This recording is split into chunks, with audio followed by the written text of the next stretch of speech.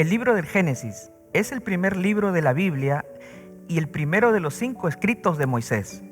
En español, el título de Génesis fue tomado de la Biblia Septuaginta o Biblia griega y significa comienzo u origen. En hebreo, proviene de la primera palabra del libro Bereshit, que significa en el principio, tal como se describe en Génesis 1:1. Como ambos nombres lo indican, el tema principal de Génesis es el origen de la historia humana. El libro de Génesis está compuesto por 50 capítulos, los cuales podemos segmentarlos en 2 etapas. La primera podemos ver que se describe la creación de todas las cosas mediante actos poderosos del único y verdadero Dios, la rebelión humana, el castigo y la restauración. Y todo esto lo podemos apreciar desde el Génesis 1 al Génesis 11. Asimismo, podemos mencionar que del Génesis 12 al Génesis capítulo 50 se explica el origen de Israel, el pueblo de Dios, su lugar en el plan de la redención divina. Pero veamos más al detalle la composición de los capítulos 1 al 11. Génesis 1 a Génesis 2, capítulo 3, nos describen el origen del universo, los cielos y la tierra, los 6 días de la creación y el 7º día cuando Dios descansó. En Génesis 2, versículo 4, a Génesis capítulo 4, versículo 26, describe más detalladamente cómo creó Dios al ser humano y cómo se corrompió la humanidad a través del pecado. En Génesis 5 a Génesis capítulo 6, versículo 8, se detalla la descendencia de Adán hasta la época de Noé. En Génesis 6, versículo 9 a Génesis 9, 29, relata la historia del diluvio, el pacto de Dios con Noé y la maldición de Dios sobre Canaán y los cananeos.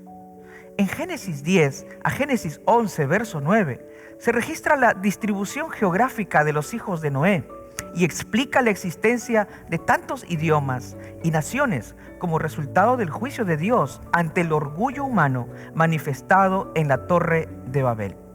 Ahora veamos más al detalle la composición de los capítulos 11 al 50. Génesis 11, versículos 10 al 26, detalla los descendientes de Sem, el hijo de Noé, hasta la época de Taré y sus hijos, Abraham, Nacor y Harán. Génesis 11 al Génesis 25 relata la historia de la relación de Dios con Abraham, que significa Padre exaltado, cuyo nombre Dios cambió por Abraham, que significa Padre de multitud. Dios prometió a Abraham que lo bendeciría, engrandeciendo su nombre. Sería enemigo de sus enemigos y daría multitud de descendientes que se convertirían en una gran nación. Más importante aún es la promesa de Dios de que bendeciría a todas las naciones a través de él, como lo podemos ver en Génesis capítulo 12. En Génesis 15, Dios reafirmó su pacto con Abraham y lo garantizó incondicionalmente.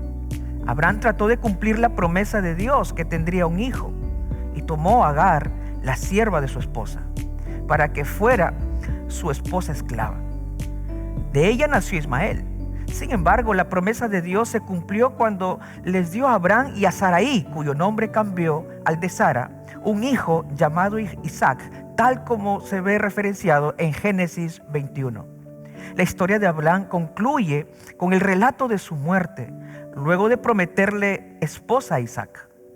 De Génesis 25 al Génesis 35 se detalla la historia de los descendientes de Isaac. Luego de enumerar los de Ismael, a quien Dios bendijo por amor a Abraham, el pasaje se refiere principalmente a la relación de Dios con Jacob, el hijo de Isaac, a quien él escogió en lugar de Esaú, para que a través de él se cumpliera la promesa de la redención. Génesis 37 al Génesis 50 se relata la historia de los descendientes de Jacob, luego de detallar a los descendientes de Esaú. Asimismo, se relata principalmente la historia de José y cómo Dios llevó a Jacob y a sus hijos a vivir en Egipto. Aunque el carácter piadoso de José preservó a la familia, la promesa de redención de Dios se cumplirá a través de Judá, el 4º hijo de Jacob. Génesis 47 al Génesis 50 completa la historia de los patriarcas y continúa el relato de la vida de Jacob y José hasta la muerte y anticipa el retorno a Canaán que se relata en el libro de Éxodo. El relato de los orígenes presentados en Génesis es una presentación sencilla pero basada en los hechos de eventos verdaderos y por lo tanto provee un marco confiable para la investigación teológica y científica de diferentes incógnitas como el origen, la historia de la vida, el hombre, la tierra y el universo. Hoy en día, en la sociedad en que vivimos, la Biblia es cada vez más irrelevante para el mundo. A medida que el tiempo avanza, más y más personas rechazan la palabra de Dios como fuente de vida y de verdad. Como consecuencia, nuestra sociedad se vuelve cada vez más inestable y desesperanzada. Pero afortunadamente Dios promete tener especial cuidado de quienes sí estudian su palabra con respeto y con devoción.